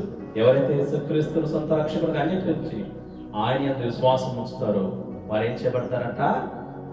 యేసుక్రీస్తు నామమున పాప క్షమాపణ పొందుకుంటారు. ప్రభువా నేను పాపిని, నన్ను క్షమించమని ఒక్క మాట పలకగలిగితే, నీ పాపాలన్నీ ఒప్పుకోగలిగితే దేవుడు నిన్ను క్షమించి నిన్ను పరిశుద్ధుడిగా మారుస్తాడు. సుంకరి, పేద సుంకరి ఏం చేశాడు? ఆయన ప్రార్థించాడు. ఆకాశం వైపు కదులెత్తక ధైర్యం చాలక, దేవునికి చూచే ధైర్యం చాలక ఏమన్నాడు? పాపినైన నన్ను క్షమించు తండ్రి అన్నాడు. అప్పుడు ఏసి ఏం చేశాడు? నీతిమంతుడిగా ఆయన ఇచ్చాడు. గమనించండి, రక్షణ మార్గం 16 నుంచి 34 వరకు అధ్యాయం చూడండి. 30 నుంచి వారిని వెలుపలకు తీసుకుని వచ్చి, అయ్యేలాగా రక్షణ పొందుటకు నేనేమి చేయవలను అని వారు అడిగినందుకు అందుకు వారు అంటున్నారు, ప్రభువైన యేసుక్రీస్తునందు విశ్వాసం ఉంచుము, అప్పుడు నీవును నీ ఇంటి వారును రక్షణ పొందుదురు అని చెప్పాను. అతని ఇంటి వారికి అందరికీ దేవుని వాక్యము బోధించదు. రాత్రి ఆ గడియలోనే అతడు వారిని తీసుకుని వచ్చి వారి గాయములు కడిగిన వెంటనే అతడును అతని ఇంటి వారందరూ బాప్తిసము పొందిరి. మరియు అతడు వారిని ఇంటికి తోడుకుని వచ్చి భోజనం పెట్టి దేవుని యందు విశ్వాసం ఉంచిన వాడై తన ఇంటి వారందరితో కూడా ఆనందించెను. ఇది సువార్త, ఇది రక్షణ సువార్త. ఇక్కడ విషయం ఏమిటి అంటే, సందర్భం ఏమిటి అంటే, పౌలు శీలలు అదే మనం చూస్తున్నాం కదా, వ్యవహారத்தை మనం చూస్తున్నాం కదా, అదే పట్టినటువంటి స్త్రీ పుతోను, ఆమెను విడిపించిన తర్వాత ఆ యజమానులు ఏం చేశారంటే, ఆ పుతోను దెయ్యం పట్టిన చిన్నదాని యొక్క యజమానులు ఏం చేశారు? బహులాభం సంపాదిస్తున్నారుగా. వాళ్ళు ఏం చేశారు? వారి లాభం అంతా పోయింది. వాళ్ళ లాభం అంతా పోయింది. ఎందుకంటే దెయ్యం వదిలి వెళ్ళిపోయింది, ఏం బాగుపడింది, సోది చెప్పట్లేదు, ఇంటికి వెళ్ళిపోయింది. దేవుడు విడిపించాడు, విమోచించాడు. దెయ్యం పట్టినటువంటి ఆ స్త్రీని విడిపించి విమోచించి ఏం చేశాడు? రక్షణ దయచేశాడు. అప్పుడు వారు పౌలు మీద, శీల మీద, వారితో ఉన్న బృందం మీద ఏం చేస్తారు? కక్ష కట్టి, పగపట్టి, అసూయ చేత ఏం చేస్తారు? కొట్టారు, భయంకరంగా కొట్టి. ఆ కింద మనం చూస్తాం, భయంకరంగా కొట్టి ఊరు బయటికి ఈడ్చారు. దొమ్మిగా వచ్చి పెద్దలతో కొట్టి ఏం చేశారు? ఆ యొక్క అధిపతికి అప్పగించారు. జైల్లో వేసారు. జైల్లో వేస్తే చెరసాలలో ఉన్నారు పౌలు శీల. చెరసాలలో ఏం చేస్తున్నారంటే 25వ వచనం, వారు మధ్యరాత్రి వేళ పౌలు శీలయు దేవునికి ప్రార్థించుచు కీర్తనలు పాడుచుండరి, ఖైదీలు వినుచుండరి. వారు చేసిన అన్యాయం ఏమీ లేదు, చెయ్యరాని నేరానికి ఏం చేశారు? వాళ్ళు జైల్లో పడ్డారు. ఆయన ఏం చేశారంట? శ్రమను బహుగా కొట్టారు, బెత్తాలతో కొట్టారు, ఇష్టం వచ్చినట్టు కొట్టారు. ఎవరిని? పౌలును, శీలను, వారితో ఉన్న బృందాన్ని, లూకా గారిని కూడా, ఎంతమంది అయితే ఉన్న వాళ్ళందరినీ బహుగా కొట్టారు. చెయ్యరాని నేరం వేసినా కానీ ఏం చేశారంటే వాళ్ళు ఆ బాధకు భరించినాక అమ్మ అయ్యా మూరుగుతూ ఉన్నారు, ఏడుస్తూ ఉన్నారు, బాధపడుతున్నారు, కుంగిపోయి ఉన్నారు. కానీ దేవుని అసలు ఏం చేస్తున్నారంటే మధ్యరాత్రి వేళ దేవుణ్ణి స్తుతిస్తూ ఉన్నారు, ప్రార్థిస్తున్నారు, సంతోషిస్తూ ఉన్నారు. శ్రమలలో సంతోషిస్తున్నారు. శ్రమలలో సంఘం సంతోషించింది కదా, బెరియా సంఘం, మాస్దేన సంఘం, ఇదంతా ఏం చేశారు? శ్రమలలో సంతోషించారు. ఎందుకు అంటే, మేము ఈ నామమున శ్రమలు పొందటకు మేము అర్హులము, భాగ్యవంతులము అనుకున్నారు. కాబట్టి శ్రమలు పొందటానికైనా వారు ఇష్టపడ్డారు, సంతోషించారు. ఆ శ్రమలలో సంతోషించి కీర్తన పాడారు, సువార్త ప్రకటించారు. ఖైదీలందరూ ఉన్నారు. ఏం చేస్తారు తెలుసా? అప్పుడు అలా పాడుతూ ఉన్నప్పుడు, దేవుడికి స్తుతిస్తున్నప్పుడు దేవుడు అక్కడ అద్భుతం చేశాడు కదా. ఏంటి అద్భుతం అంటే, గొప్ప భూకంపాన్ని కలిగించాడు. పెద్ద భూకంపం అది, అవునా కదా? పెద్ద భూకంపం. కానీ ఎవరికి నష్టం జరగలేదు, ఏ ఇల్లు పడిపోలేదు. కానీ చెరసాల పునాదులు కదిలాయి, తలుపులన్నీ ఊడిపోయినాయి, తెరుచుకున్నాయి. ఈ ఖైదీలు పారిపోవడానికి అవకాశం ఉంది, కానీ ఒక్క ఖైదీ కూడా పారిపోలేదు. వాళ్ళకున్న సంఖ్యలన్నీ విడిపోయాయి, చేతులకి కాళ్ళకున్న సంఖ్యలన్నీ విడిపోయాయి. దేవుడు అద్భుతం చేశాడు. కానీ ఒక్క ఖైదీ కూడా పారిపోలేదు. ఎందుకు తెలుసా? పౌలు అంతకుముందే సువార్తను ప్రకటించాడు. రక్షణ అంటే ఏంటో వారికి తెలియపరిచాడు. పాపం అంటే ఏంటో వారికి తెలియపరిచాడు. పాపం నుంచి మీరు విముక్తి పొందండి అని ప్రకటించాడు. ఈ చెరసాల కాదండి, పాపం అనే చెరసాలలో నుంచి వారిని విడిపించాడు యేసు రక్తంలో. కనుకనే వారు విన్నారు, ఆ దేవుని మాటకు లోబడ్డారు. పౌలు చెప్పినట్లుగా వారు పౌలుకి విధేయత చూపించారు. కనుకనే ఒక్క ఖైదీ కూడా పారిపోలేదు. భయంకరమైన ఖైదీలు ఒక్కరు కూడా పారిపోలేదు. ఎందుకంటే దేవుని ఎరుగారు, దేవుని ప్రేమను తెలుసుకున్నారు. ఎందుకంటే శ్రమలు వింతగా సంతోషిస్తున్నారే, చెయ్యని నేరానికి జైలుకి వచ్చారే, వారిని చూసి వారి సాక్ష్య జీవితాన్ని చూసి వారంతా మారిపోయారు. 250 మంది ఆ జైల్లో ఉన్నారు. వారంతా కూడా మారిపోయి ఏం చేశారంట, అక్కడే ఉన్నారు. అప్పుడు ఆ హడావుడికి, ఆ గోలకి, ఆ భూకంపానికి, ఆ తలుపులు తెరుచుకోవడానికి చెరసాల నాయకుడు నిద్ర మేల్కొన్నాడు. నిద్ర మేల్కొని చూశాడు. చూసినప్పుడు ఖైదీలు ఎవరు లేరు, తలుపులను తీసేస్తున్నాయి, ఖైదీలందరూ పారిపోయారు అనుకుని ఏం చేశాడు? 20వ వచనంలో, అంత చెరసాల నాయకుడు మేలుకొని చెరసాల తలుపులన్నీ తెరచినట్టు చూచి ఖైదీలు పారిపోయారు అనుకొని భయపడి కత్తి దూసి తను తాను చంపుకోబోయాడు. చూసారా? ఖైదీలందరూ పారిపోయారు. రోమ ప్రభుత్వం నన్ను తెల్లవారితే విచారించి చంపేస్తుంది, నన్ను, నా కుటుంబాన్ని. కాబట్టి నేను ఇప్పుడే చనిపోతాను అనేసి కత్తి తీసి పొడుచుకోపోయాడు. అప్పుడు అంటున్నాడు పౌలు గారు, చూసారా? అప్పుడు పౌలు, నీవు ఏ హాని చేసుకోవద్దు, మేమందరం ఇక్కడే ఉన్నామని చెప్పి. చూసారా? ఎంత వినయం, విధేయత, ఎంత లోబడ్డం. పౌలు గారికి అవకాశం ఉన్నా కానీ, ఖైదీలకు అవకాశం ఉన్నా కానీ పారిపోయారా?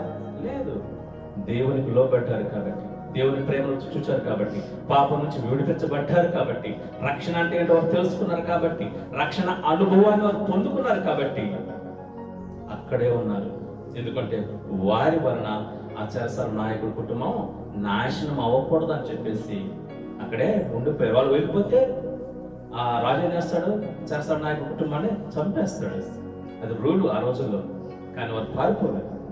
అక్కడే ఉండి నువ్వు ఏ హాని చేసుకోవద్దు, మేమంతా ఇక్కడ ఉన్నప్పుడు ఆయన ఆశ్చర్యపోయాడు. ఇది దేవుని ప్రేమ అంటే తెలుసుకున్నాడు. ఇది దేవుని మనస్సు అంటే తెలుసుకున్నాడు.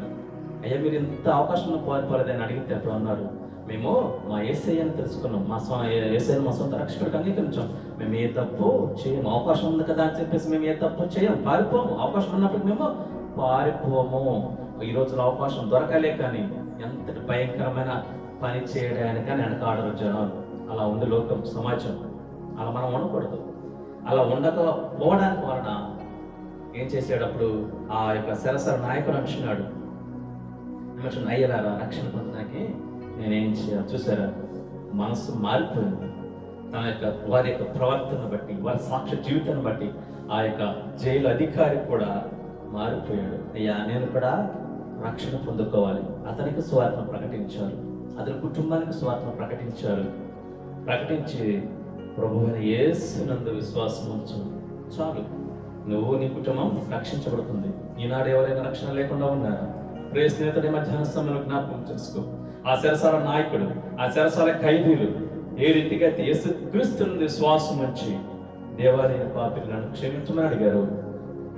ఆ తర్వాత రక్షణ పొందుకున్నారు. ఆ రీతిగానే ప్రియ స్నేహితుల యొక్క మధ్యాహ్న సమయంలో ఎవరైనా సరే మీ పాపముల చేత, మీ అపరాధముల చేత, మీ దోషముల చేత, మీ యొక్క గత జీవితం ద్వారా భయంకరమైన శాప స్థితిలో ఉన్నారేమో, నలిగిపోయిన స్థితిలో ఉన్నారేమో, పాపము చేతను, అపరాధం చేతను ఎవరికి చెప్పుకోలేని సమస్యల చేత సతమతమవుతూ ఉన్నావేమో. ఒకసారి జ్ఞాపకం చేసుకో. నీ జీవితాన్ని బాగు చేసేవాడు ప్రభువైన యేసుక్రీస్తు, నిన్ను రక్షించేవాడు ప్రభువైన యేసుక్రీస్తు, నిన్ను పరలోకానికి తీసుకెళ్లేవాడు ప్రభువైన యేసుక్రీస్తు, నిత్య నరకముల నుండి తప్పించేవాడు ప్రభువైన యేసుక్రీస్తు మాత్రమే. ఆయన సెలవిస్తున్నాడు, నేనే మార్గము, ఎక్కడికి? పరలోక రాజ్యానికి. నేనే సత్యము, అసత్యములో నిన్ను వెలిగించడానికి నేను సత్యవంతుడైన దేవుడను. చీకటిలో ఉన్న నీ జీవితాన్ని వెలిగించేవాడు నేనే. నిద్రించుతున్న నీ మీద క్రీస్తు ఉదయిస్తున్నాడు. ప్రేస్నేతని మధ్యాహ్న సమయంలో నీ యొక్క పాపపు జీవితాన్ని విడిచిపెట్టి ప్రభు సన్నిధికి వచ్చి, ప్రభు దగ్గరకు వచ్చి, యేసయ్యా, నేను పాపిని, నన్ను క్షమించమని నువ్వు అడగగలిగితే నీ పాపాన్ని తీసివేసి నీకు నిత్య సంతోషాన్ని ఇస్తాడు, నీకు నిత్య ఆనందాన్ని ఇస్తాడు, నిత్య సంతోషాన్ని, నిత్య సమాధానాన్ని నీకు ఇస్తాడు, నీ కుటుంబంలో ఇస్తాడు. ప్రియ స్నేహితులారా, గమనించండి. మన యొక్క పాపముల చేతను, మన యొక్క అపరాధముల చేతను చచ్చిన మనలను బ్రతికించడానికి యేసుక్రీస్తు భూమి మీదకి రావడం జరిగింది. పిల్లలు గమనించండి, రక్షణ మార్గం మనకు కావాలి. మన జీవితాన్ని ముగించుకున్న తర్వాత, మన జీవితాన్ని ఈ లోకంలో ఎప్పుడైతే ముగించుకుంటామో అప్పుడు మనం ఎక్కడికి వెళ్తాం అనేది ఒకసారి జ్ఞాపకం చేసుకుందాం. పిల్లలు గమనించండి, రక్షణ మార్గము మనము తెలుసుకోగలగాలి. దేని నుంచి అంటే పాపము నుంచి, పాపపు జీవితం నుంచి, శాపకరమైన జీవితం నుంచి, నీ బంధకాల నుంచి నువ్వు విడిపించబడాలి. పాపం అనే కట్ల నుంచి నువ్వు విడిపించబడాలి. కొంతమంది అనుకుంటారు, నేనే పాపం చేయటం లేదు, నేను పరిశుద్ధంగా జీవిస్తున్నాను, నేను నీతిమంతులుగా జీవిస్తున్నాను, నేను మోక్షానికి వెళ్ళిపోతున్నాను అనుకుంటున్నారు. సహోదరుడా, సహోదరి, భ్రమపడవద్దు. అలాంటి భ్రమలు నువ్వు బ్రతకవద్దు. ఎందుకు అంటే నువ్వే తప్పు చేయకపోవచ్చు, ఏ పాపము చేయకపోవచ్చు, కానీ జన్మతః పాపము నీలో ఉంది. దాన్ని నువ్వు తీసివేసుకోగలగాలి. ఎలా తీసివేస్తావు? ఏ మనిషి వల్ల తీసివేయటం అది అసాధ్యం. ఎవడు దాన్ని, ఏ మనిషి దాన్ని తీసివేయలేడు. ఒక్క యేసుక్రీస్తు మాత్రమే నీ జన్మతః పాపాన్ని ఆయన తీసివేస్తాడు. తరతరాలుగా వస్తుంటే పాపపు జీవితం నిన్ను వెంబడిస్తూ ఉంటుంది. నీ తాతలు, నీ తండ్రులు, నీ ముత్తాతలు చేసిన దోషాలు నిన్ను వెంబడిస్తూ ఉంటాయి. తెలుసా మీకు ఈ విషయం? బైబిల్ గ్రంథం సూటిగా స్పష్టంగా చదివిస్తుంది. మా తండ్రులు చేసిన దోషముల చేత మేము శిక్షను అనుభవిస్తున్నామని విలాప గ్రంథం 5:7 చూస్తాం. ఎవరి దోషాలంట? తాతల ముత్తాతలు తండ్రులు చేసిన దోషాలు మనలను వెంబడిస్తూ వస్తూ ఉంటాయి. అందుకే మనిషి జీవితంలో సంతోషం లేక, సమాధానం లేక, శాంతి లేక, ప్రశాంతత లేక, భయంకరమైన వ్యాధుల చేత, భయంకరమైన సమస్యల చేత సతమతమవుతూ ఉంటారు. తెలుసుకోగలగాలి. ఇకనైనా వాస్తవాన్ని తెలుసుకోవాలి, సత్యాన్ని తెలుసుకోవాలి.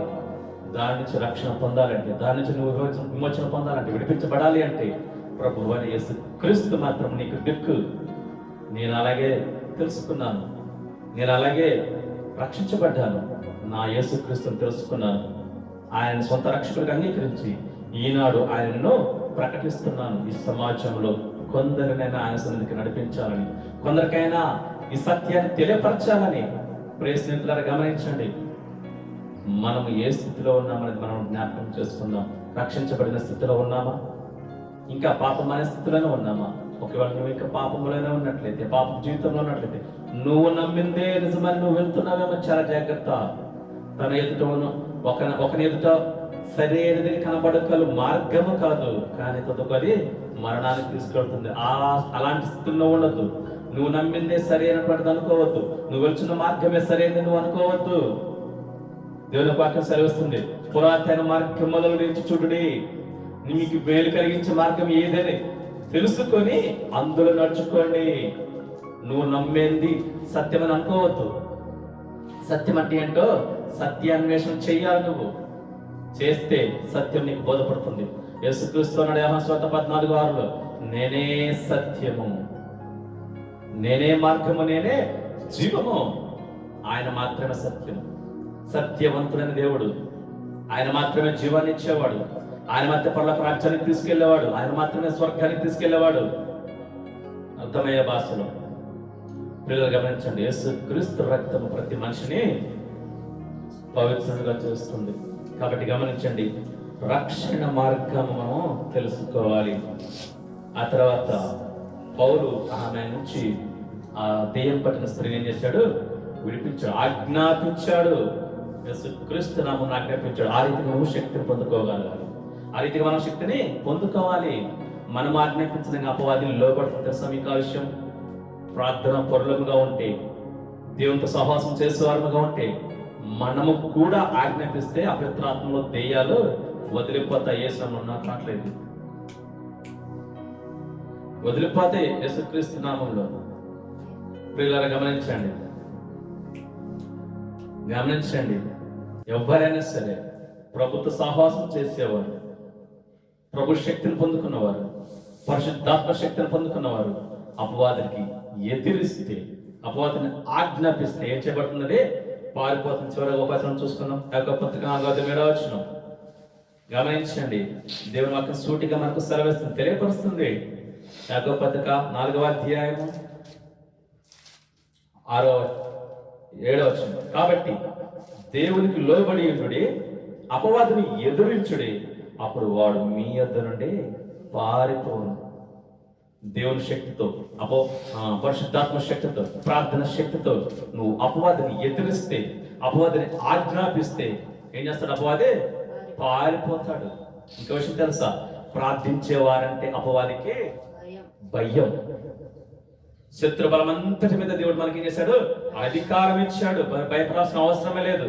అయితే మనము శక్తిని పొందుకోవాలి. నువ్వు శక్తిని పొందుకోవాలి, ప్రభు యొక్క శక్తిని, దేవుని యొక్క శక్తిని నువ్వు పొందుకున్నట్లయితే అపవాదులు గద్దిస్తే పొమ్మంటే విడిచిపెట్టి పారిపోతాడు.